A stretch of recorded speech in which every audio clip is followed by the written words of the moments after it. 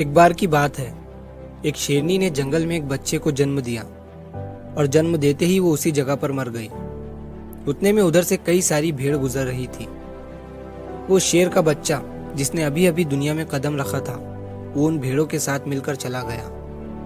अब वो शेर का बच्चा एक भेड़ की तरह पलने लगा और उन भेड़ों के साथ रहकर वो खुद को भी एक भेड़ ही समझने लगा था।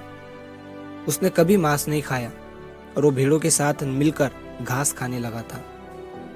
उसे कुछ आइडिया ही नहीं था कि एक शेर कैसे रहता है और कैसे अपनी जिंदगी गुजारता है, और उसे ये तक नहीं पता था कि वो एक शेर है, क्योंकि उसके चारों तरफ भेड़ ही भेड़ थी और भेड़ों के ही साथ वो पलने लगा था। उसने कभी शेर की तरह नहीं दहाड़ा।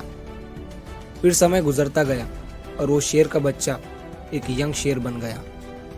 वो भेड़ों के झुंड में अलग ही दिख रहा था, लेकिन भेड़ों के साथ रहकर भेड़ों को उसकी आदत हो गई थी। एक दिन एक बूढ़े शेर ने उन भेड़ों के झुंड पर हमला कर दिया। जब उस बूढ़े शेर ने भेड़ों के झुंड में इस यंग शेर को देखा तो वो हैरान हो गया। उसे अपनी आंखों पर विश्वास नहीं हो रहा था। उसने देखा कि एक यंग शेर भेड़ों के साथ घूम रहा है। उसने पहले कभी ऐसा नहीं देखा था। वो ये भूल गया कि वो वहां पर भेड़ों को पकड़ने आया था। उसने सोचा कि वो उस शेर से बात करेगा और पूछेगा कि ये सब क्या हो रहा है। उस बूढ़े शेर ने भेड़ों के झुंड पर फिर से हमला किया उस शेर को पकड़ने के लिए। भेड़ों ने जैसे ही उस बूढ़े शेर को देखा, वो सब अपनी जान बचाकर भागने लगे और उन भेड़ों के साथ वो शेर भी अपनी जान बचाकर भागने लगा। कुछ देर के बाद उस बूढ़े शेर ने उस यंग शेर को पकड़ लिया।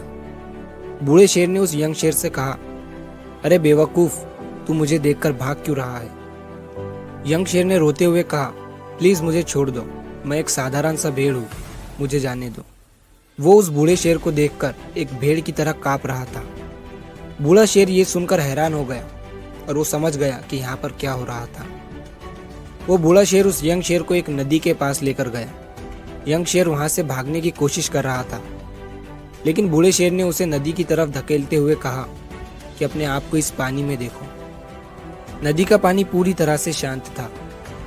बूढ़े शेर ने यंग शेर से कहा कि अपने फेस को इस नदी में देखो और मेरे फेस को देखो। अपनी बॉडी को इस नदी में देखो और मेरी बॉडी को देखो।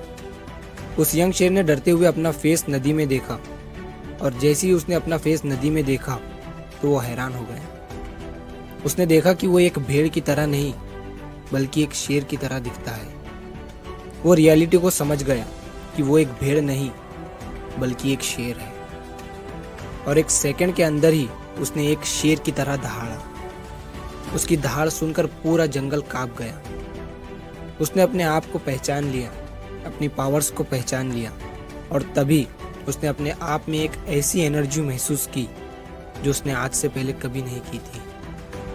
फिर उसने सोचा कि एक भेड़ की तरह जीना रियलिटी नहीं थी, वो सिर्फ एक मेंटली कंसेप्ट था, और अब वो रियलिटी को जान चुका था। इस कहानी से बहुत ही डीप मैसेज निकलकर सामने आता है। अपने अंदर से उस वीकनेस को निकालो जो आपके अंदर झूठ बोल बोल कर बैठा दी गई है। आप भी एक शेर की तरह हो जो भेड़ों के बीच फंस चुके हो। आपके आसपास जितने भी लोग हैं वो आपको ये फील कराते हैं कि आप अपनी लाइफ में कुछ नहीं कर सकते हो, क्योंकि कहीं ना कहीं आप भी उनके साथ रह रहकर उनकी ही तरह बनने की कोशिश करते हैं। आपको इस भीड़ से अलग खड़े रहना है और अपनी पोटेंशियल, अपनी पावर्स, अपनी एबिलिटी को पहचानना है। और जिस दिन आप अपनी पावर्स, अपनी एबिलिटी को पहचान लोगे उस शेर की तरह, तब आपको दहाड़ने से कोई भी नहीं रोक पाएगा। कोई भी आपको आपकी सक्सेस के राह से भटका नहीं पाएगा।